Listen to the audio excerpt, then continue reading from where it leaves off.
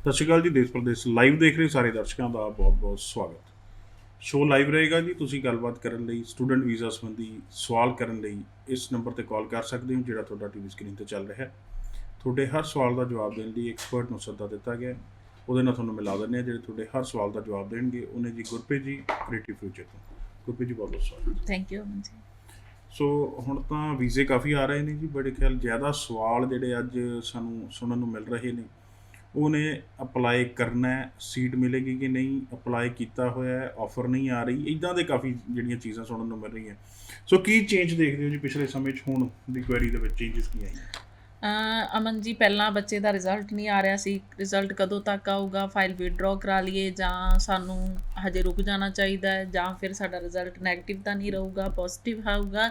ਐਵੇਂ ਦੇ ਕੁਐਸਚਨ ਸੀਗੇ। ਬਾਇਓਮੈਟ੍ਰਿਕ ਦੀ ਡੇਟਸ ਨਹੀਂ ਮਿਲ ਰਹੀਆਂ, ਬੱਚੇ ਨੂੰ ਫਲਾਈਟਸ ਕਦੋਂ ਸਟਾਰਟ ਹੋਣਗੀਆਂ। ਇਹ ਸਾਰੀਆਂ ਮੇਰੇ ਅਕੋਰਡਿੰਗਲੀ ਬੱਚੇ ਦੀਆਂ ਜਿਹੜਾ ਮੇਰਾ ਪੁਆਇੰਟ ਆਫ ਵਿਊ ਹੈ, ਅਪਰੋਕਸ ਸਾਰੀਆਂ ਜਿਹੜੀਆਂ ਇਨਕੁਆਇਰੀਜ਼ ਨੇ ਕਲੀਅਰ ਹੋ ਚੁੱਕੀਆਂ। ਫਲਾਈਟਸ ਦਾ ਜਿਹੜਾ ਉਹ ਵੀ ਜਿਹੜੀ ਚੇਂਜਿੰਗ ਆ ਚੁੱਕੀਆਂ ਨੇ। ਬੱਚੇ ਦੀਆਂ ਡਾਇਰੈਕਟ ਫਲਾਈਟਸ ਜਿਹੜੀਆਂ ਉਹ ਵੀ ਸਟਾਰਟ ਹੋਣ ਜਾ ਰਹੀਆਂ ਨੇ।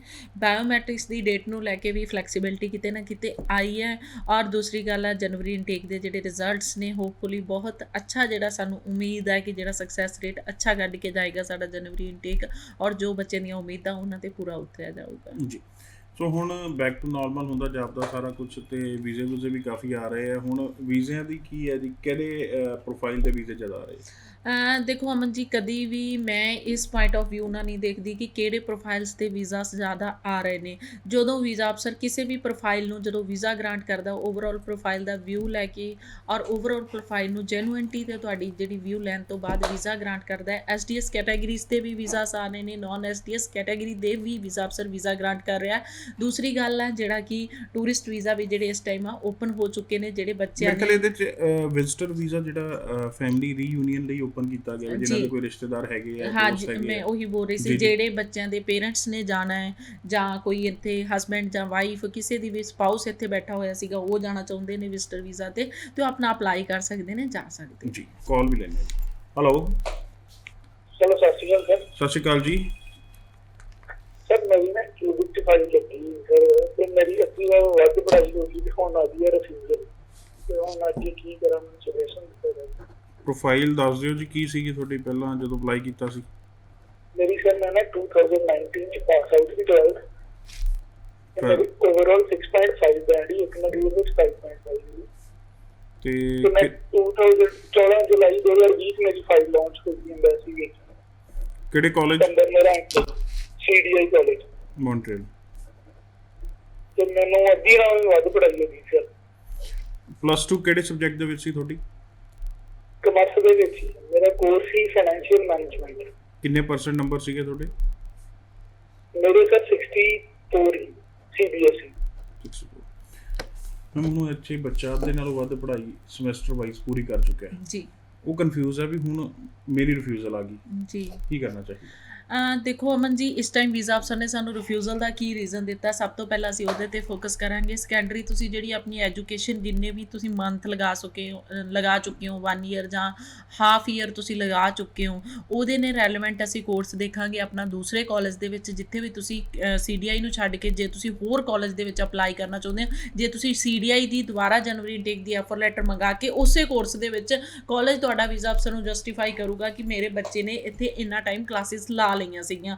ਉਹਨਾਂ ਸਾਰੀਆਂ ਚੀਜ਼ਾਂ ਨੂੰ ਆਪਾਂ ਨੂੰ ਦੇਖ ਕੇ ਜਦੋਂ AIP ਦੀ ਸਾਡੀ ਰਿਫਿਊਜ਼ਲ ਆਉਂਦੀ ਹੈ, ਫਿਰ ਬਹੁਤ ਹੀ ਸਾਨੂੰ ਚੀਜ਼ਾਂ ਜਿਹੜੀਆਂ ਉਹ ਸਮਝਣ ਦੀ ਜ਼ਰੂਰਤ ਪੈਂਦੀ ਹੈ। ਸਭ ਤੋਂ ਪਹਿਲਾਂ ਸਾਨੂੰ ਵੇਖਣਾ ਪਊਗਾ ਬੱਚੇ ਦੀ ਰਿਫਿਊਜ਼ਲ ਦੇ ਕੀ ਰੀਜ਼ਨ ਨੇ। ਕਿਤੇ ਫੰਡਿੰਗ ਨੂੰ ਲੈ ਕੇ ਆ, ਜਾਂ ਆਈਲੈਟਸ ਸਕੋਰ ਨੂੰ ਲੈ ਕੇ ਆ, ਜਾਂ ਬੱਚੇ ਦੀ ਜਿਹੜੀ ਕਾਲਜ ਦੇ ਵਿੱਚ ਕੋਰਸ ਜਿਹੜਾ ਬੱਚੇ ਨੇ ਦੱਸਿਆ, ਕੋਰਸ ਤਾਂ ਠੀਕ ਚੂਜ਼ ਕੀਤਾ ਬੱਚੇ ਨੇ, ਕੋਰਸ 'ਚ ਕੋਈ ਪ੍ਰੋਬਲਮ ਨਹੀਂ ਆ, ਬਟ ਜੇ ਫਿਰ ਵੀ ਕਿਸੇ ਦੀ ਫਰਦਰ ਐਵੇਂ ਦੀ ਰਿਫਿਊਜ਼ਲ ਆਉਂਦੀ ਹੈ, ਇਹ ਸਾਰੀਆਂ ਚੀਜ਼ਾਂ ਸਾਨੂੰ ਦੇਖਣ ਤੋਂ ਬਾਅਦ ਹੀ ਹੁਣ ਰਿਫਿਊਜ਼ਲ ਦਾ ਜਿਹੜਾ ਰੀਜ਼ਨ ਆ ਉਹ ਮੈਨੂੰ ਜਾਣਨਾ ਬਹੁਤ ਜ਼ਰੂਰੀ ਹੈ, ਬੱਚੇ ਦਾ ਕੀ ਰੀਜ਼ਨ ਰਿਹਾ। ਮੇਰੇ ਖਿਆਲ ਵਿੱਚ ਤੁਸੀਂ ਜਿਨ੍ਹਾਂ ਨੇ ਵੀ ਕਾਲ ਕੀਤੀ ਸੀ, ਜਿਹੜਾ ਨੰਬਰ ਚੱਲ ਰਿਹਾ ਹੈ 9555993377, ਇਹਦੇ ਉੱਤੇ ਕਾਲ ਕਰਕੇ ਸ਼ੋਅ ਤੋਂ ਬਾਅਦ ਵੀ ਇਹਨਾਂ ਨਾਲ ਰਾਬਤਾ ਕਾਇਮ ਕਰ ਲਿਓ ਤੇ ਆਪਣੀ ਰਿਫਿਊਜ਼ਲ ਦੀ ਵਜ੍ਹਾ ਦੱਸ ਦਿਓ, ਤੇ ਇੱਕ ਪ੍ਰੋਪਰ ਜਾਣਕਾਰੀ ਜਿਹੜੀ ਹੈ ਫ੍ਰੀ ਆਫ ਕਾਸਟ ਕਾਉਂਸਲਿੰਗ ਤੁਹਾਨੂੰ ਜਿਹੜੀ ਹੈ ਉਹ ਦੇ ਦਿੱਤੀ ਜਾਏਗੀ। SOP ਦਾ ਰੋਲ ਕੀ ਸੀਗਾ ਇਸ, ਕਿਉਂਕਿ ਨੌਨ SDS ਪ੍ਰੋਫਾਈਲ ਹੈ ਜੀ। ਓਵਰਆਲ ਜੇ ਇੰਟੈਂਟ ਲੈਟਰ ਦੀ ਗੱਲ ਕਰੀਏ ਜਾਂ SOP ਦੀ ਗੱਲ ਕਰੀਏ, ਕੀ ਰੋਲ ਰਹਿੰਦਾ ਜਦੋਂ ਰਿਪਰੈਜ਼ੈਂਟ ਹੁੰਦੀ ਹੈ ਇੱਕ ਫਾਈਲ? ਦੇਖੋ ਅਮਨ ਜੀ, ਇਹਦੇ ਵਿੱਚ ਬੱਚੇ ਦੀਆਂ ਅਟੈਂਸ਼ਨਸ ਕੀ ਨੇ। ਸਭ ਤੋਂ ਪਹਿਲਾਂ ਬੱਚਾ ਸਟੱਡੀ ਕਰਨ ਜਾ ਰਿਹਾ, ਬੱਚੇ ਨੇ ਫਿਊਚਰ ਪਲੈਨਿੰਗ ਕੀਤੀਆਂ ਨੇ, ਸਭ ਤੋਂ ਪਹਿਲਾਂ ਵੀਜ਼ਾ ਅਫਸਰ ਇਹ ਵੇਖਦਾ ਹੈ, ਵੀਜ਼ਾ ਅਫਸਰ ਦੇ ਸਾਹਮਣੇ ਅਸੀਂ ਇਹ ਚੀਜ਼ ਨਹੀਂ ਰੱਖਦੇ ਕਿ ਅਸੀਂ ਉੱਥੇ ਸਟੱਡੀ ਕਰਨ ਜਾ ਰਹੇ ਹਾਂ, ਕੱਲ੍ਹ ਦੇ ਦਿਨ ਅਸੀਂ PR ਹੋ ਜਾਣਾ ਹੈ। ਇਹ ਚੀਜ਼ ਅਸੀਂ ਰੱਖਾਂਗੇ, ਵੀਜ਼ਾ ਅਫਸਰ ਕਦੀ ਵੀ ਸਾਨੂੰ ਵੀਜ਼ਾ ਗ੍ਰਾਂਟ ਨਹੀਂ ਕਰੂਗਾ। ਵੀਜ਼ਾ ਅਫਸਰ ਸਭ ਤੋਂ ਪਹਿਲਾਂ ਤੁਹਾਡੀਆਂ ਫਿਊਚਰ ਪਲੈਨਿੰਗ ਨੂੰ ਜ਼ਰੂਰ ਅਟੈਂਸ਼ਨਲੀ ਦੇਖਦਾ ਹੈ ਕਿ ਤੁਸੀਂ ਇਸ ਕੋਰਸ ਦੇ ਵਿੱਚ ਐਡਮਿਸ਼ਨ ਲਈ ਆ ਤੇ ਅੱਗੇ ਤੁਹਾਡੀਆਂ ਫਿਊਚਰ ਪਲੈਨਿੰਗ ਕੀ ਨੇ। SOP ਬਹੁਤ ਵੱਡਾ ਰੋਲ ਪਲੇ ਕਰਦੀ ਹੈ ਤੁਹਾਨੂੰ ਵੀਜ਼ਾ ਗ੍ਰਾਂਟ ਕਰਾਉਣ ਦੇ ਵਿੱਚ। ਔਰ ਫਿਊਚਰ ਤੁਹਾਡੀ ਜਿਹੜੀ ਹੈਗੀ ਹੈ ਕਿ ਤੁਸੀਂ ਜਿਹੜੀ ਵੀ ਉਹ ਕੋਰਸ ਰਿਹਾ ਹੈ, ਉਹ ਕਾਲਜ 'ਚ ਜਾ ਰਹੇ ਹੋ, ਤੁਸੀਂ ਉੱਥੇ ਕਿਹੜੀ ਸਟੱਡੀ ਲਈ ਜਾ ਰਹੇ ਹੋ, ਜੇ ਉਸ ਲੋਕੇਸ਼ਨ 'ਚ ਜਾ ਰਹੇ ਹੋ ਉਹਦੇ ਕੀ ਰੀਜ਼ਨਸ ਨੇ, ਤੁਸੀਂ ਉੱਥੋਂ ਦਾ ਵੈਦਰ ਜਿਹੜਾ ਹੈ ਉਹ ਜਿਹੜਾ ਤੁਸੀਂ ਤੁਹਾਡੀ ਜਿਹੜੀ ਬਾਡੀ ਆ ਉਹ ਜਿਹੜਾ ਤੁਸੀਂ ਉਸ ਵੈਦਰ ਨੂੰ ਅਟੈਂਪਟ ਕਰ ਲੈਂਦੇ ਹੋ, ਅਡੋਪਟ ਕਰਦੇ ਹੋ ਕਿ ਨਹੀਂ ਕਰਦੇ। ਇਹ ਸਾਰੀਆਂ ਚੀਜ਼ਾਂ ਜੇ ਤੁਹਾਨੂੰ ਸਮਝ ਹੁੰਦੀ ਆ ਤਾਂ ਹੀ ਤੁਸੀਂ SOP ਦੇ ਵਿੱਚ ਸਾਰਾ ਕੁਝ ਮੈਂਸ਼ਨ ਕਰਦੇ ਹੋ, ਕਿਉਂਕਿ ਕਿਤੇ ਨਾ ਕਿਤੇ ਕੁਝ ਬੱਚਿਆਂ ਦੀ ਮੈਡੀਕਲ ਹਿਸਟਰੀ ਵੀ ਹੁੰਦੀ ਆ ਤੇ ਜਿਹੜੀ ਬੱਚੇ SOP ਦੇ ਵਿੱਚ ਮੈਂਸ਼ਨ ਕਰਨੀ ਹੁੰਦੀ ਆ। ਕਿਉਂਕਿ ਮੈਡੀਕਲ ਹਿਸਟਰੀ ਦੀ ਅੱਜ ਮੈਂ ਗੱਲ ਤਾਂ ਕਰ ਰਹੀ ਹਾਂ ਕਿਉਂਕਿ ਇੱਕ ਮੇਰਾ ਬੱਚਾ ਸੀਗਾ ਜਿਹਨੂੰ ਬ੍ਰੇਨ ਟਿਊਮਰ ਸੀਗਾ ਤੇ ਔਰ ਮੇਰਾ ਬੱਚਾ ਅੱਜ ਮੇਰੇ ਕੋਲ ਕਾਉਂਸਲਿੰਗ ਲੈ ਕੇ ਗਿਆ ਤੇ ਉਹ ਜੇ ਸਾਨੂੰ ਬ੍ਰੇਨ ਟਿਊਮਰ ਆ, ਸਾਡੀ ਮੈਡੀਸਨ ਚੱਲ ਰਹੀ ਆ ਤੇ ਅਸੀਂ ਅਟੈਂਸ਼ਨਲੀ ਵੀਜ਼ਾ ਅਫਸਰ ਨੂੰ ਇਹ ਚੀਜ਼ਾਂ ਦੱਸਣੀਆਂ, ਨਾ ਕਿ ਹਿਡਨ ਰੱਖਣੀਆਂ। ਸਭ ਤੋਂ ਪਹਿਲਾਂ ਬੱਚੇ ਦਾ ਇਹੀ ਕੁਐਸਚਨ ਸੀਗਾ SOP ਦੇ ਵਿੱਚ ਕਿ ਮੈਮ ਆਪਾਂ ਦੱਸਾਂਗੇ ਕਿ ਵੀਜ਼ਾ ਅਫਸਰ ਨੂੰ ਨਹੀਂ ਦੱਸਾਂਗੇ। ਜਦੋਂ ਅਸੀਂ ਮੈਡੀਕਲ ਰਿਪੋਰਟਸ ਵੀਜ਼ਾ ਅਫਸਰ ਦੇ ਸਾਹਮਣੇ ਭੇਜਾਂਗੇ ਤੇ ਅਸੀਂ ਇਹ ਸਾਰੀਆਂ ਚੀਜ਼ਾਂ ਜੈਨੂਇਨਲੀ ਵੀਜ਼ਾ ਅਫਸਰ ਦੇ ਸਾਹਮਣੇ ਰੱਖ ਸਕਦੇ ਹਾਂ। ਇਹ ਕੋਈ ਤੁਹਾਡਾ ਕੋਈ ਇੱਕ ਵੀਕ ਉਹ ਨਹੀਂਗਾ ਕਿ ਕੋਈ ਨੈਗੇਟਿਵ ਪੁਆਇੰਟ ਹੈ ਇਹਦੀ ਵਜ੍ਹਾ ਨਾਲ ਤੁਹਾਨੂੰ ਵੀਜ਼ਾ ਅਫਸਰ ਰਿਜੈਕਟ ਕਰ ਦੂਗਾ। ਹਾਂ, ਤੁਹਾਡਾ ਡਾਕਟਰ ਹੈ, ਤੁਹਾਡੀ ਕੀ ਮੈਡੀਸਨ ਚੱਲ ਰਹੀ ਹੈ, ਉਹਦੀਆਂ ਡਿਟੇਲਸ ਅਸੀਂ ਫਰਦਰ ਵੀਜ਼ਾ ਅਫਸਰ ਨੂੰ ਜਦੋਂ ਅਸੀਂ ਇੱਥੋਂ ਇਮੀਗ੍ਰੇਸ਼ਨ ਕਲੀਅਰ ਕਰਦੇ ਉਦੋਂ ਦੇਣੀਆਂ ਹੁੰਦੀਆਂ। ਇਸ ਟਾਈਮ ਆਪਾਂ ਜਿੰਨਾ ਮਰਜ਼ੀ ਕਹਿ ਲਈਏ ਕਿ ਅਮਨ ਜੀ ਬੱਚਾ ਅਵੇਅਰ ਹੋ ਚੁੱਕਿਆ ਹੈ, ਬੱਚੇ ਨੂੰ ਬਹੁਤ ਸਮਝ ਆ ਚੁੱਕੀ ਆ, ਕਿਤੇ ਨਾ ਕਿਤੇ ਅਵੇਅਰਨੈਸ ਦੀ ਬੱਚੇ ਨੂੰ ਹਜੇ ਗਾਈਡੈਂਸ ਦੀ ਬਹੁਤ ਜ਼ਿਆਦਾ ਜ਼ਰੂਰਤ ਹੈ ਕਿ ਉਹਨੂੰ ਮੈਡੀਕਲ ਹਿਸਟਰੀ ਦੱਸਣ ਤੋਂ ਰੋਕਿਆ ਜਾ ਰਿਹਾ ਸੀ ਕਿਸੇ ਕੰਸਲਟੈਂਟ ਵੱਲੋਂ। ਤੇ ਉਹਨੂੰ ਅੱਜ ਮੈਂ ਸਮਝਾਇਆ ਕਿ ਬੱਚੇ ਆਪਾਂ ਚੀਜ਼ਾਂ ਹਿਡਨ 'ਚ ਨਹੀਂ ਰੱਖਣੀਆਂ, ਕਿ ਜੋ ਸਾਡੀ ਮੈਡੀਕਲ ਹਿਸਟਰੀ ਅਸੀਂ ਵੀਜ਼ਾ ਅਫਸਰ ਦੇ ਸਾਹਮਣੇ ਰੱਖਾਂਗੇ। ਜੇ ਤੈਨੂੰ ਬ੍ਰੇਨ ਟਿਊਮਰ ਆ ਤੇ ਉਸ ਤੋਂ ਬਾਵਜੂਦ ਤੂੰ ਉੱਥੇ ਪੜ੍ਹ ਸਕਦਾ ਹੈ, ਕੋਈ ਵੀ ਵੀਜ਼ਾ ਅਫਸਰ ਵੱਲੋਂ ਕੋਈ ਬੈਨ ਨਹੀਂ ਹੈ ਕਿ ਤੁਹਾਨੂੰ ਕਿਸੇ ਤਰ੍ਹਾਂ ਦੀ ਕੋਈ ਡਿਜ਼ੀਜ਼ ਆ ਤੇ ਅਸੀਂ SOP ਦੇ ਵਿੱਚ ਮੈਂਸ਼ਨ ਨਹੀਂ ਕਰਾਂਗੇ, ਬਲਕਿ ਆਪਾਂ ਉਹ ਚੀਜ਼ ਮੈਂਸ਼ਨ ਕਰਾਂਗੇ, ਵੀਜ਼ਾ ਅਫਸਰ ਦੇ ਸਾਹਮਣੇ ਰੱਖਾਂਗੇ। ਵੀਜ਼ਾ ਅਫਸਰ ਨੂੰ ਜੇ ਸਾਡਾ ਪ੍ਰੋਫਾਈਲ ਸਮਝ ਆਉਂਦਾ ਹੋਇਆ ਤੇ ਵੀਜ਼ਾ ਅਫਸਰ ਸਾਨੂੰ ਵੀਜ਼ਾ ਗ੍ਰਾਂਟ ਕਰ ਦੇਗਾ ਜੀ। ਸੋ ਨੈਕਸਟ ਕਾਲ ਲੈਣੇ ਜੀ। ਹੈਲੋ, ਸਤਿ ਸ਼੍ਰੀ ਅਕਾਲ ਜੀ। ਜੀ ਮੈਮ, ਕੀ ਸਵਾਲ ਹੈ ਜੀ? हाँ, मेरा सवाल ये है कि ਅਸੀਂ ਸੁਪਰਵਾਈਜ਼ਰ ਅਪਲਾਈ ਕੀਤਾ ਸੀ ਤੇ ਹੁਣ ਅੱਜ ਤੱਕ ਚੱਲ ਰਿਹਾ ਕਿ ਵਿਜ਼ਟਰ ਵੀਜ਼ਾ ਜਿਨ੍ਹਾਂ ਨੇ 7 ਸਤੰਬਰ ਤੋਂ ਪਹਿਲਾਂ ਕੀਤਾ ਉਹਨਾਂ ਨੂੰ ਦੁਬਾਰਾ ਅਪਲਾਈ ਕਰਨਾ ਪਊਗਾ। ਕੀ ਜਿਹੜਾ ਸੁਪਰਵਾਈਜ਼ਰ ਉਹ ਵੀ ਕਰ ਸਕੂਗਾ ਦੁਬਾਰਾ? ਜੀ ਮੈਮ, ਸੁਪਰ ਵੀਜ਼ਾ ਵਾਲੇ ਨੂੰ ਦੁਬਾਰਾ ਅਪਲਾਈ ਕਰਨਾ ਪੈਣਾ, ਜਿਵੇਂ ਉਹਨਾਂ ਨੇ ਕਹਿਤਾ ਵੀ ਜਿਨ੍ਹਾਂ ਦੇ ਰਿਜ਼ਲਟ ਲੇਟ ਹੋ ਗਏ ਸੀ ਦੁਬਾਰਾ ਅਪਲਾਈ ਕਰ ਲਓ। ਬਿਲਕੁਲ ਅਮਨ ਜੀ, ਜਿਹੜੇ ਬੱਚਿਆਂ ਦੇ ਜਿਹੜੇ ਪੇਰੈਂਟਸ ਦੇ ਸੁਪਰ ਵੀਜ਼ਾ, ਜਿਹੜੇ PR ਤੇ ਉਹਨਾਂ ਦੇ ਬੱਚੇ ਨੇ ਸੁਪਰ ਵੀਜ਼ਾ ਜਿਨ੍ਹਾਂ ਨੇ ਅਪਲਾਈ ਕੀਤੇ ਸੀ, ਜਿਨ੍ਹਾਂ ਦੇ ਰਿਜ਼ਲਟਸ ਡਿਲੇ ਹੋ ਗਏ ਸੀ, ਦੁਬਾਰਾ ਸਾਨੂੰ ਅਪਲੋਡ ਕਰਨੀਆਂ ਪੈਣੇ ਸੀ ਦੁਬਾਰਾ ਆਪਣੇ ਡਾਕੂਮੈਂਟਸ।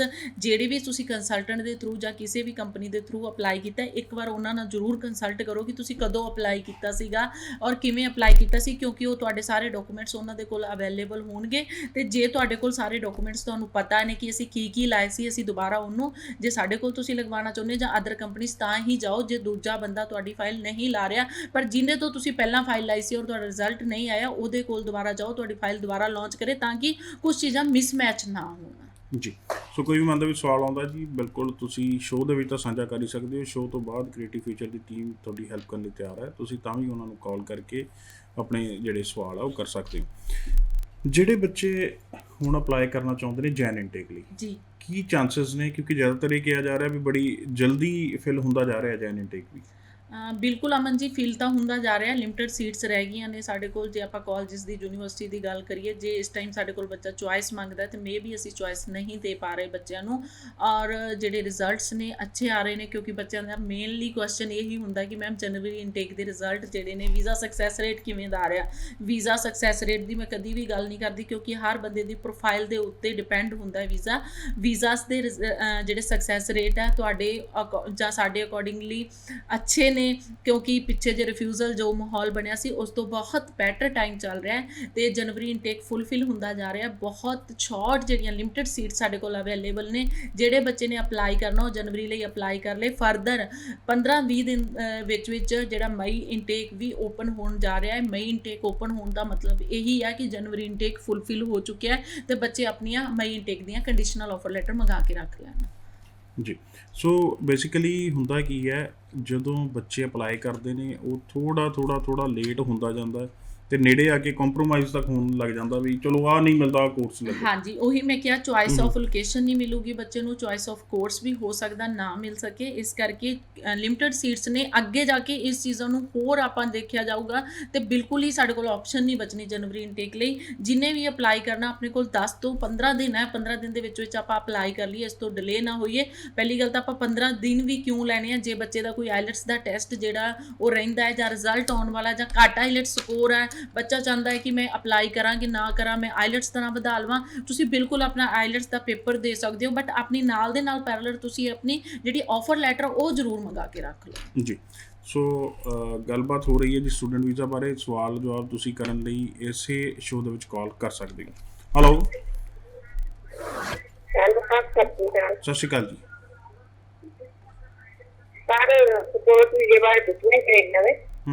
ਪੁੱਛੋ ਜੀ, ਸਵਾਲ ਕਰੋ। ਸਰ ਅਸੀਂ ਵੀਰੇ ਤੋਂ ਬੋਲ ਰਹੇ ਹਾਂ। ਸਾਡੀ ਕੁੜੀਆਂ ਗਈ ਹੋਈ ਹੈ ਤੇ ਉਹਦੇ ਹਸਬੈਂਡ ਦੀ ਫੈਨ ਲੱਗੀ ਹੋਈ ਹੈ, ਸਾਲ ਹੋ ਗਿਆ ਸਰ, ਤੇ ਉਹਨਾਂ ਦਾ ਵੀਜ਼ਾ ਨਹੀਂ ਆ ਰਿਹਾ ਜੀ। ਬਿਲਕੁਲ ਲੇਟ ਸੀਗੇ ਜੀ ਪਹਿਲੇ ਜਿਹੜੇ ਸਪਾਊਸ ਵੀਜ਼ਾ ਦੇ, ਕੀ ਕਹਿਣਾ ਉਹਦੇ ਬਾਰੇ? ਦੇਖੋ ਜੀ, ਰਿਜ਼ਲਟਸ ਹੁਣ ਸਾਰਿਆਂ ਦੇ ਆ ਰਹੇ ਨੇ। ਜਿਵੇਂ ਇਹਨਾਂ ਨੇ ਦੱਸਿਆ ਕਿ ਅਸੀਂ ਜਿਹੜਾ ਅਪਲਾਈ ਕੀਤਾ ਹੋਇਆ ਸੀਗਾ, ਸਾਲ ਹੋ ਗਿਆ, ਰਿਜ਼ਲਟ ਨਹੀਂ ਆ ਰਹੇ। ਜਿੱਥੋਂ ਤੁਸੀਂ ਫਾਈਲ ਲਗਵਾਈ ਸੀ ਇੱਕ ਵਾਰ ਉਹਨਾਂ ਨਾਲ ਜ਼ਰੂਰ ਕੰਸਰਨ ਕਰੋ। ਬਾਕੀ ਜਿਹੜੇ ਰਿਜ਼ਲਟਸ ਨੇ ਬੱਚਿਆਂ ਦੇ ਜਿਹੜੇ ਪੈਂਡੈਂਸੀ ਸੀ, ਹੌਲੀ ਹੌਲੀ ਕਰਕੇ ਐਮਬੈਸੀ ਜਿਹੜੀ ਕਲੀਅਰ ਕਰ ਰਹੀ ਆ। ਤੇ ਮੇ ਬੀ ਸਪਾਊਸ ਦੇ ਵਿੱਚ ਤੁਹਾਨੂੰ ਜ਼ਿਆਦਾ ਹੀ ਸਮਾਂ ਹੋ ਗਿਆ, 1 ਈਅਰ ਹੋ ਗਿਆ ਅਪਲਾਈ ਕੀਤੇ ਨੂੰ, ਇੰਨਾ ਟਾਈਮ ਲੱਗਣਾ ਨਹੀਂ ਚਾਹੀਦਾ। ਪਰ ਫਿਰ ਵੀ ਤੁਸੀਂ ਇੱਕ ਵਾਰ ਜੇ ਤੁਹਾਨੂੰ ਲੱਗਦਾ ਹੈ ਕਿ ਤੁਹਾਡਾ ਜਿੱਥੇ ਤੁਸੀਂ ਅਪਲਾਈ ਕੀਤਾ ਸੀ ਉੱਥੋਂ ਤੁਹਾਨੂੰ ਕੋਈ ਪੋਜ਼ਿਟਿਵਲੀ ਆਨਸਰ ਨਹੀਂ ਮਿਲ ਰਿਹਾ ਤਾਂ ਤੁਸੀਂ ਮੇਰੇ ਨਾਲ ਰਾਬਤਾ ਕਾਇਮ ਕਰਨਾ ਚਾਹੁੰਦੇ, ਆਫਟਰ ਸ਼ੋਅ ਤੁਸੀਂ ਮੈਨੂੰ ਆਪਣੇ ਡਾਕੂਮੈਂਟਸ ਵਗੈਰਾ ਸਾਰਾ ਕੁਝ ਭੇਜ ਦਿਓ ਤਾਂ ਕਿ ਮੈਂ ਪ੍ਰੋਪਰ ਤਰੀਕੇ ਨਾਲ ਉਹਨਾਂ ਚੀਜ਼ਾਂ ਨੂੰ ਚੈੱਕ ਕਰਕੇ ਤੁਹਾਨੂੰ ਇੱਕ ਤੁਹਾਡੇ ਜਿਹੜਾ ਸੈਟਿਸਫੈਕਸ਼ਨ ਵਾਲਾ ਆਨਸਰ ਦੇ ਸਕਾਂ, ਤੁਹਾਨੂੰ ਸੈਟਿਸਫਾਈ ਕਰਾ ਸਕਾਂ, ਕਿਉਂਕਿ 1 ਈਅਰ ਹੋ ਗਿਆ, ਰਿਜ਼ਲਟ ਆ ਜਾਣਾ ਚਾਹੀਦਾ ਸੀ ਬੱਚੇ ਦਾ। ਨੈਕਸਟ ਕਾਲ ਜ਼ਰੂਰ ਲਵਾਂਗੇ, ਬਟ ਉਹ ਤੋਂ ਪਹਿਲਾਂ ਇਹ ਦੱਸ ਦਈਏ ਜਿੱਥੇ ਕੈਨੇਡਾ ਵੀਜ਼ਾ ਦੇ ਰਿਹਾ ਉੱਥੇ USA ਵੀ ਵਿਦਆਊਟ ਆਇਲਸ ਵੀਜ਼ਾ ਕਾਫੀ ਦੇਖਣ ਨੂੰ ਆ ਰਿਹਾ, ਬਟ ਇੰਗਲਿਸ਼ ਦੇ ਵਿੱਚ ਇੰਟਰਵਿਊ ਜ਼ਰੂਰ ਹੋਣੀ ਹੈ, ਤੁਹਾਨੂੰ ਇੰਗਲਿਸ਼ ਆਉਣੀ ਚਾਹੀਦੀ ਹੈ। ਵਿਦਆਊਟ ਆਇਲਸ ਹੈ, ਵਿਦਆਊਟ ਅੰਗਰੇਜ਼ੀ ਨਹੀਂ ਹੈ। ਨੈਕਸਟ ਕਾਲ ਲੈਣੀ ਹੈ ਜੀ। ਹੈਲੋ ਹੈਲੋ ਸਤਿ ਸ਼੍ਰੀ ਅਕਾਲ ਜੀ। ਹਾਂਜੀ ਸਰ, ਸਤਿ ਸ਼੍ਰੀ ਅਕਾਲ ਜੀ ਸਰ, ਕੀ ਸਵਾਲ ਹੈ? ਸਰ ਇਹਨਾਂ ਤੁਹਾਡੀ ਨਹੀਂ ਆ ਜੀ। ਹੈਲੋ, ਹਾਂਜੀ ਹਾਂਜੀ, ਕੀ ਸਵਾਲ ਹੈ ਜੀ? ਗੱਲ ਕਰੀ। ਹੈਲੋ ਮੈਮ, ਟੀਵੀ ਦੀ ਆਵਾਜ਼ ਹੌਲੀ ਕਰ ਲਓਗੇ ਜੀ? ਹੈਲੋ, ਮਾਫ ਕਰਨਾ ਜੀ, ਕਾਲ ਕੱਟਣਾ ਪੈਣਾ ਬਿਕੋਜ਼ ਦਰਸ਼ਕ ਵੀ ਸੁਣਦੇ ਹੋਣੇ, ਪਿੱਛੋਂ ਆਵਾਜ਼ ਡਿਸਟਰਬ ਕਰ ਰਹੀ ਹੈ। ਕਾਲ ਨਹੀਂ, ਕਿਉਂਕਿ ਇੱਥੇ ਨਾ ਕਾਲਸ ਕਰਨ ਵਾਲੇ ਬੱਚੇ ਬਹੁਤ ਨੇ ਜਿਹੜੇ ਇੱਕੋ ਟਾਈਮ 'ਤੇ ਕਾਫੀ ਕਾਲਸ ਕਰ ਰਹੇ ਹੁੰਦੇ ਆ, ਅਤੇ ਜਦੋਂ ਆਪਾਂ ਪ੍ਰੋਪਰ ਆਪਣਾ ਸਵਾਲ ਨਹੀਂ ਕਰਦੇ ਤਾਂ ਉਹਨਾਂ ਦਾ ਵੀ ਟਾਈਮ ਵੇਸਟ ਹੁੰਦਾ। ਕਾਲ ਵੇਟਿੰਗ ਦੇ ਵਿੱਚ ਆਉਂਦੀ ਹੈ, ਉਹ ਗੱਲ ਨਹੀਂ ਕਰ ਪਾਉਂਦੇ। ਲਿਮਿਟਿਡ ਸਮਾਂ ਹੁੰਦਾ ਜੀ ਸ਼ੋਅ ਦਾ। ਬੇਨਤੀ ਹੈ ਜਿਹੜਾ ਵੀ ਸ਼ੋਅ 'ਚ ਕਾਲ ਕਰਦਾ ਰੇਂਜ 'ਚ ਰਹਿ ਕੇ ਅਤੇ ਟੀਵੀ ਤੋਂ ਥੋੜ੍ਹਾ ਦੂਰ ਰਹਿ ਕੇ ਕਾਲ ਕਰਿਆ ਕਰੋ ਜੀ। ਹੈਲੋ ਹੈਲੋ, ਅਮਨ ਸਰ। ਜੀ ਜੀ, ਸਤਿ ਸ਼੍ਰੀ ਅਕਾਲ ਸਤਿ ਸ਼੍ਰੀ ਅਕਾਲ ਜੀ। ਸਤਿ ਸ਼੍ਰੀ ਅਕਾਲ ਜੀ। ਸਰ ਗੱਲ ਇਹ ਸੀ, ਮੈਂ ਮੈਡਮ ਸਰ ਪੁੱਛਣਾ ਚਾਹੁੰਦਾ ਸੀਗਾ, ਮੇਰਾ ਨਾ ਬੇਟਾ 2 ਸਾਲ ਤੋਂ ਯੂਨੀਵਰਸਿਟੀ ਪੜ੍ਹ ਕੇ ਗਿਆ ਹੋਇਆ, ਉਸ ਤੋਂ ਬਾਅਦ ਪ੍ਰੋਗਰਾਮ ਹੋ ਗਿਆ। ਸਰ ਥੋੜਾ ਜਿਹਾ ਨਾ ਲਾਊਡ ਬੋਲੋ ਜੀ, ਤੁਹਾਡੀ ਆਵਾਜ਼ ਬਹੁਤ ਸਲੋ ਆ, ਸਮਝ ਨਹੀਂ ਆ ਰਹੀ। ਕਾਲ ਕੱਟ ਗਈ ਹੈ ਜੀ। ਸੋ ਫਿਰ ਉਹੀ ਟੈਕਨੀਕਲ ਪ੍ਰੋਬਲਮ, ਹੁਣ ਮੈਨੂੰ ਵੀ ਸਮਝ ਨਹੀਂ ਆਇਆ ਜੀ ਸਵਾਲ, ਮੈਂ ਤੁਹਾਨੂੰ ਨਹੀਂ ਕਰ ਪਾਊਂਗਾ। ਪਰ ਚਲੋ ਆਪਾਂ ਇੱਕ ਜਨਰਲ ਗੱਲ ਕਰ ਲੈਂਦੇ, ਜਿਹੜੇ 1 'ਚ 5.5 ਵਾਲੇ ਆ ਉਹਨਾਂ ਦਾ ਹੁਣ ਕੀ ਸਕੋਪ ਰਹੇਗਾ, ਲੱਗਣਗੇ ਵੀਜ਼ੇ ਕਿ ਨਹੀਂ? ਦੇਖੋ ਅਮਨ ਜੀ, ਕਦੀ ਵੀ ਮੈਂ 5.5 ਆਈਲੈਟ ਸਕੋਰ ਦੇ ਉੱਤੇ ਕਦੀ ਵੀ ਮਨਾ ਨਹੀਂ ਕੀਤਾ। ਤੁਹਾਡੇ ਸ਼ੋਅ 'ਤੇ ਅਕਸਰ ਆ ਕੇ ਮੈਂ ਇੱਥੇ ਬੱਚਿਆਂ ਨੂੰ ਗਾਈਡ ਕੀਤਾ ਕਿ non STS category weak students ਦੇ ਲਈ ਹੀ ਬਣਾਈ ਗਈ ਆ, ਘੱਟ ਆਈਲੈਟ ਸਕੋਰ ਵਾਲੇ ਬੱਚਿਆਂ ਦੇ ਲਈ ਹੀ ਬਣਾਈ ਗਈ ਆ। ਜੇ ਸਾਰੇ ਟੌਪਰ ਕੈਨੇਡਾ ਜਾਣਗੇ ਤਾਂ ਜਿਹੜੇ ਵੀਕ ਸਟੂਡੈਂਟ ਆ ਉਹ ਵਿਚਾਰੇ ਕੀ ਕਰਨਗੇ। ਇਸ ਕਰਕੇ ਉੱਥੋਂ ਦੇ ਕੰਟਰੀ ਨੇ, ਐਮਬੈਸੀ ਨੇ ਸਾਰੀਆਂ ਚੀਜ਼ਾਂ ਨੂੰ ਸੋਚ ਸਮਝ ਕੇ 2 ਕੈਟਾਗਰੀਜ਼ ਬਣਾਈਆਂ ਗਈਆਂ, ਇੱਕ SDS ਕੈਟਾਗਰੀ, ਇੱਕ ਨੌਨ SDS ਕੈਟਾਗਰੀ ਦੇ ਵਿੱਚ ਬੱਚੇ ਬਿਲਕੁਲ ਅਪਲਾਈ ਕਰ ਸਕਦੇ ਆ। ਔਰ 5.5 ਵਾਲੇ ਖਾਸ ਕਰਕੇ ਬੱਚੇ ਜਿਹੜੇ ਅਪਲਾਈ ਕਰਨਾ ਚਾਹੁੰਦੇ ਆ, ਉਹਨਾਂ ਦੀ ਸਾਨੂੰ ਜਿਹੜੀ ਧਿਆਨ ਰੱਖਣ ਦੀ ਜ਼ਰੂਰਤ ਹੁੰਦੀ ਆ, ਕੋਰਸ, ਕਾਲਜ, ਲੋਕੇਸ਼ਨ, 3 ਚੀਜ਼ਾਂ ਦਾ ਜੇ ਅਸੀਂ ਪ੍ਰੋਪਰ ਤਰੀਕੇ ਨਾਲ ਧਿਆਨ ਰੱਖ ਲਈਏ ਤੇ 5.5 ਆਈਲੈਟ ਸਕੋਰ ਤੇ ਆਪਾਂ ਈਜ਼ੀਲੀ ਵੀਜ਼ਾ ਲੈ ਸਕਦੇ ਹਾਂ। ਔਰ ਜਿਹੜੀ SDS ਕੈਟਾਗਰੀ ਹੈ ਜਾਂ Aman ji non SDS category ਹੈ, ਦੋਨਾਂ ਦਾ ਸਕਸੈਸ ਰੇਟ ਦੀ ਬੱਚਾ ਜਦੋਂ ਗੱਲ ਕਰਦਾ, ਸਕਸੈਸ ਰੇਟ ਦੋਨਾਂ ਦਾ ਸੇਮ ਹੁੰਦਾ ਹੈ। ਸੇਮ ਜਿਹੜਾ ਹੈ ਵੀਜ਼ਾ ਸਕਸੈਸ ਰੇਟ ਹੈ। ਕਦੀ ਵੀ ਵੀਜ਼ਾ ਅਫਸਰ ਐਸਡੀਐਸ ਕੈਟਾਗਰੀ ਨੂੰ ਦੇਖ ਕੇ ਅਲੱਗ ਵੀਜ਼ਾ ਨਹੀਂ ਗ੍ਰਾਂਟ ਕਰਦਾ ਜਾਂ ਨਾਨ ਐਸਡੀਐਸ ਕੈਟਾਗਰੀ ਨੂੰ ਦੇਖ ਕੇ ਅਲੱਗ ਵੀਜ਼ਾ ਨਹੀਂ ਗ੍ਰਾਂਟ ਕਰਦਾ। ਸੇਮ ਐਮਬੈਸੀ ਦੇ ਵਿੱਚ ਫਾਈਲ ਜਾਂਦੀ ਹੈ, ਸੇਮ ਪਲੇਟਫਾਰਮ ਆ, ਸਿਰਫ ਕੈਟਾਗਰੀਜ਼ ਅਲੱਗ-ਅਲੱਗ ਨੇ। ਸਿਰਫ ਜਿਹੜਾ ਫਰਕ ਹੈਗਾ ਉਹ ਵਰਕ ਪਰਮਿਟ ਵਾਲੇ ਕਾਲਜ ਦਾ ਹੈ। ਨਾਨ ਐਸਡੀਐਸ ਵਾਲੇ ਬੱਚਿਆਂ ਨੂੰ ਵਰਕ ਪਰਮਿਟ ਵਾਲਾ ਜਿਹੜਾ ਕਾਲਜ ਨਹੀਂ ਮਿਲਦਾ, ਪਰ ਫਿਰ ਵੀ 1/5 ਵਾਲੇ ਬੱਚੇ ਨੂੰ ਫਿਰ ਵੀ ਅਸੀਂ ਕਿਤੇ ਨਾ ਕਿਤੇ ਕਮਿਟ ਕਰਦੇ ਹਾਂ ਕਿ ਆਪਾਂ ਐਸਡੀਐਸ ਕਾਲਜ ਦੇ ਵਿੱਚ ਐਡਮਿਸ਼ਨ ਕਰਵਾ ਲਵਾਂਗੇ। ਤੇ ਐਡਮਿਸ਼ਨ ਆਪਾਂ ਕਰਵਾ ਵੀ ਲੈਂਦੇ ਹਾਂ ਤੇ ਉਹਦੇ ਵਿੱਚ ਬੱਚੇ ਦਾ ਕਿਤੇ ਨਾ ਕਿਤੇ ਇੱਕ ਪਿਲਰ ਜਿਹੜਾ ਮਜ਼ਬੂਤ ਹੋ ਜਾਂਦਾ ਹੈ ਤੇ ਅਸੀਂ ਐਸਡੀਐਸ ਦੇ ਵਿੱਚ ਐਡਮਿਸ਼ਨ ਕਰਾ ਕੇ ਨਾਨ ਐਸਡੀਐਸ ਕੈਟਾਗਰੀ ਦੇ ਵਿੱਚ ਸਾਰੇ ਐਸਡੀਐਸ ਵਾਲੇ ਰੂਲ ਐਂਡ ਰੈਗੂਲੇਸ਼ਨਸ ਫੋਲੋ ਕਰਕੇ ਅਸੀਂ ਈਜ਼ੀਲੀ ਨਾਨ ਐਸਡੀਐਸ ਕੈਟਾਗਰੀ 'ਚ ਵੀਜ਼ਾ ਗ੍ਰਾਂਟ ਕਰਾ ਲੈਂਦੇ ਹਾਂ ਜੀ। ਸੋ ਬਿਲਕੁਲ ਜੀ, ਵੀਜ਼ਾ ਆਉਣਗੇ ਜ਼ਰੂਰ, ਆਲ ਡਿਪੈਂਡਸ ਪ੍ਰੋਫਾਈਲ ਕਿੱਦਾਂ ਦੀ ਹੈ। ਅੱਛਾ, ਸਾਡੇ ਐਡ ਦੇ ਵਿੱਚ ਹਮੇਸ਼ਾ ਨਾ ਆਇਲਸ ਨੂੰ ਬਹੁਤ ਵੱਡੇ ਤਰ੍ਹਾਂ ਪੇਸ਼ ਕੀਤਾ ਜਾਂਦਾ, ਜੀ ਅਕੈਡਮਿਕ ਪਰਸੈਂਟੇਜ ਨੂੰ ਕਿਤੇ ਨਾ ਕਿਤੇ ਉਹਦੇ 'ਚ ਦਬਾ ਦਿੱਤਾ ਜੀ, ਜਾਂਦਾ। ਕਿਵੇਂ ਦੇਖਦੇ ਹੋ ਉਸ ਚੀਜ਼?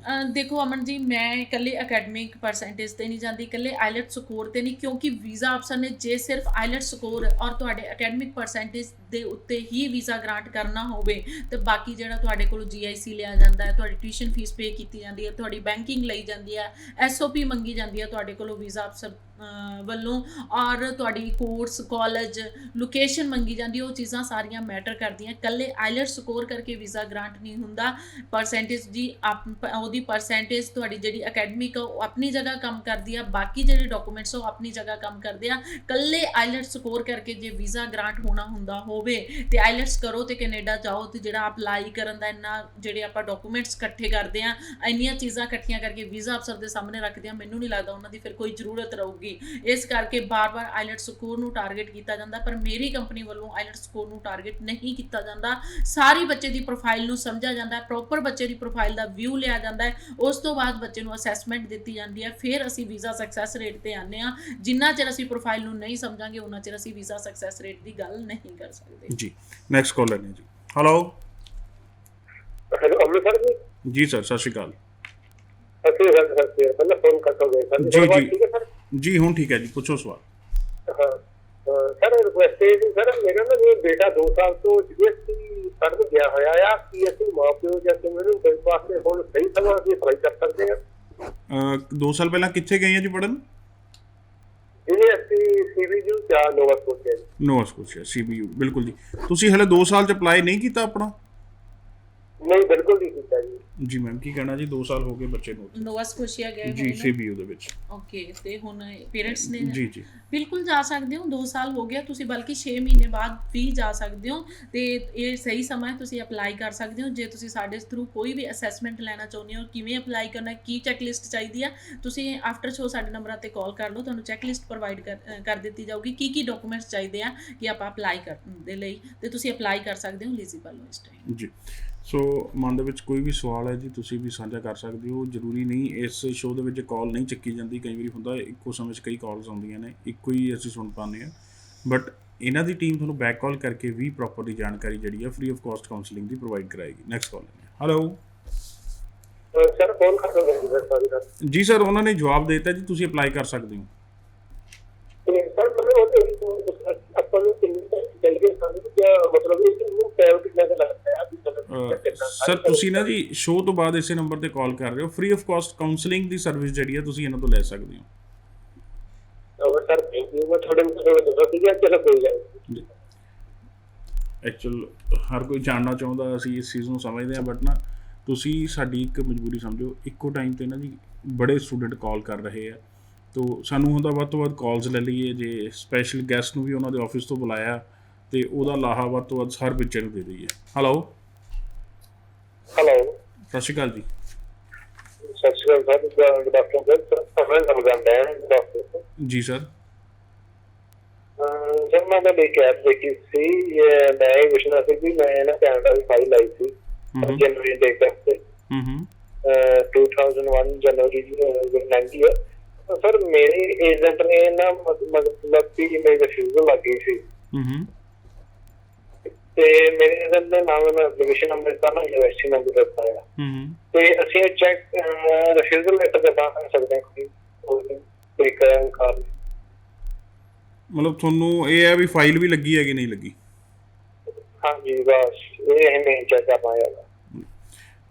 ਹੁਣ ਪਹਿਲਾਂ ਤਾਂ ਹੁੰਦਾ ਸੀ ਵੀਜ਼ਾ ਅਸਲੀ ਹੈ ਕਿ ਨਹੀਂ, ਹੁਣ ਬੱਚਾ ਕਹਿੰਦਾ ਰਿਫਿਊਜ਼ਲ ਵੀ ਲੱਗੇ, ਕਿਉਂਕਿ ਇਹ ਬੱਚੇ ਦਾ ਡਾਊਟ ਠੀਕ ਹੈ, ਕਈ ਨਕਲੀ ਆਫਰ ਨਕਲੀ ਰਿਜੈਕਸ਼ਨ ਲਾ ਕੇ ਵੀ ਦੇ ਦਿੰਦੇ ਆ। ਕਿਵੇਂ ਬੱਚਾ ਚੈੱਕ ਕਰ ਸਕਦਾ? ਦੇਖੋ ਅਮਨ ਜੀ, ਰਿਫਿਊਜ਼ਲ ਲੈਟਰ ਜਿਹੜੀ ਬੱਚੇ ਕੋਲ ਆਈ ਹੈ ਇੱਕ ਜੈਨੂਇਨਟੀ ਹੈ। ਜਦੋਂ ਕੋਈ ਵੀ ਕੰਸਲਟੈਂਟ ਕੋਲ ਅਸੀਂ ਜਾਂਦੇ ਆ, ਤੁਹਾਡੇ ਕੋਲ ਡਾਕੂਮੈਂਟਸ ਮੰਗ ਰਿਹਾ ਹੈ, ਉਹ ਤੁਹਾਡੀ ਫਾਈਲ ਲਾ ਰਿਹਾ ਕਿ ਨਹੀਂ ਲਾ ਰਿਹਾ, ਕਿਤੇ ਨਾ ਕਿਤੇ ਤਾਂ ਤੁਹਾਨੂੰ ਪਤਾ ਹੁੰਦਾ ਹੈ। ਤੇ ਹੁਣ ਆਫਰ ਲੈਟਰ ਦੇ ਉੱਤੇ ਉਸ ਤੋਂ ਬਾਅਦ ਤੁਹਾਨੂੰ ਈਮੇਲ ਆਈਡੀ ਤੇ ਉਹ ਚੈੱਕ ਕਰਾ ਸਕਦਾ ਹੈ, ਜਿਹੜੀ ਈਮੇਲ ਆਈਡੀ ਉਹਨੇ ਪਾਈ ਹੁੰਦੀ ਆ, ਕਿ ਉਹਦੇ ਵਿੱਚ ਤੁਸੀਂ ਜਾ ਕੇ ਚੈੱਕ ਕਰ ਸਕਦੇ ਹੋ ਕਿ ਤੁਹਾਡੀ ਫਾਈਲ ਐਮਬੈਸੀ ਦੇ ਵਿੱਚ ਪੁੱਟ ਆਨ ਹੈਗੀ ਹੈ ਕਿ ਨਹੀਂ ਹੈਗੀ। ਜੀ, ਸੋ ਕੋਈ ਮੰਨ ਲਓ ਸਵਾਲ ਰਹਿ ਗਿਆ ਹੋਵੇ ਜੀ, ਹੁਣ ਡਾਇਰੈਕਟਲੀ ਇਹਨਾਂ ਦੇ ਨੰਬਰਾਂ 'ਤੇ ਕਾਲ ਕਰਕੇ ਰਾਬਤਾ ਕਰਕੇ ਫ੍ਰੀ ਆਫ ਕਾਸਟ ਕਾਉਂਸਲਿੰਗ ਲੈ ਸਕਦੇ ਹੋ। ਸਮਾਂ ਸ਼ੋਅ ਦਾ ਨਹੀਂ ਅਲਾਉ ਕਰ ਰਿਹਾ, ਬਟ ਸ਼ੋਅ 'ਚ ਆਉਣ ਲਈ ਬਹੁਤ ਬਹੁਤ ਧੰਨਵਾਦ। Thank you Aman ji. ਧੰਨਵਾਦ ਸਾਰੇ ਦਰਸ਼ਕਾਂ ਦਾ। ਸ਼ੋਅ ਨੂੰ ਇੱਥੇ ਖਤਮ ਕਰਦੇ ਹਾਂ, ਦਿਓ ਇਜਾਜ਼ਤ।